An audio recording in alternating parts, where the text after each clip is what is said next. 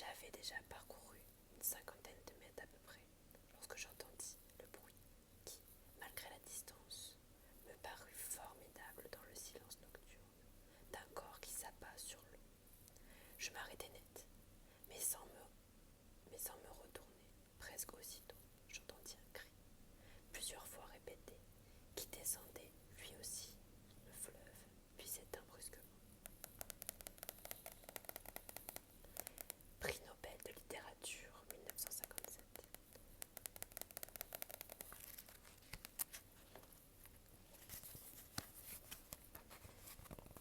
Je vais me mettre à la page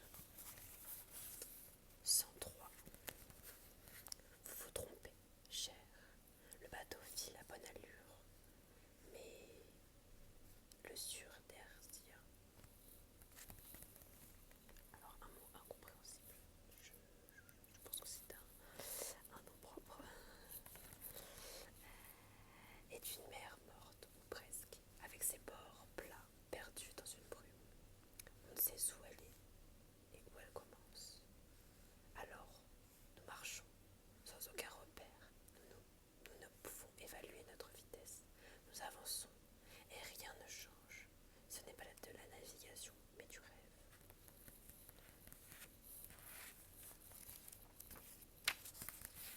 Maintenant à la page 125.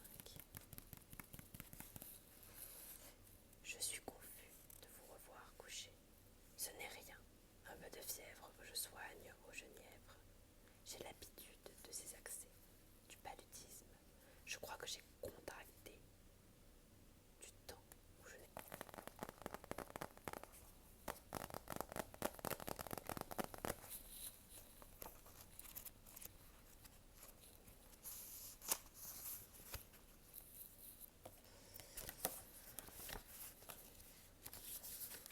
peu à peu, la mémoire m'est cependant revenue, ou plutôt, je suis revenue et j'y ai trouvé le souvenir qui m'attendait.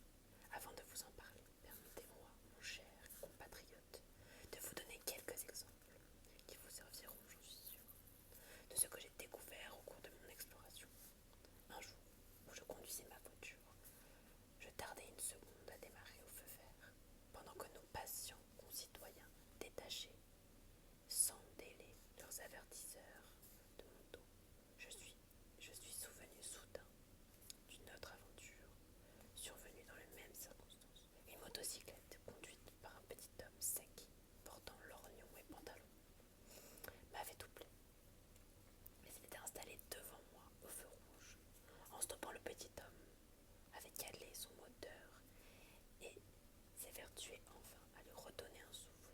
Au feu vert, je lui demandai avec mon habituelle politesse de ranger sa motocyclette pour que je puisse passer. Le petit homme s'énervait encore sur son moteur poussif. Il me répondit donc, selon les règles de la courtoisie parisienne, d'aller me rhabiller. J'insistai, toujours poli, mais avec une légère nuance d'impatience dans la voix. On me fit savoir aussitôt que, de toute manière, je m'emmenais à pied à cheval. Pendant ce temps, quelques avertisseurs commençaient derrière moi. Avec plus de fermeté, je priai à mon interlocuteur d'être poli et de considérer qu'il n'entravait la circulation. Tant de cynisme me remplit d'une bonne fureur et je sortis de ma voiture dans l'intention de se frotter les oreilles et de se mal en bouger. Je ne pense pas être lâche. Je dépassais une tête de son adversaire, mes muscles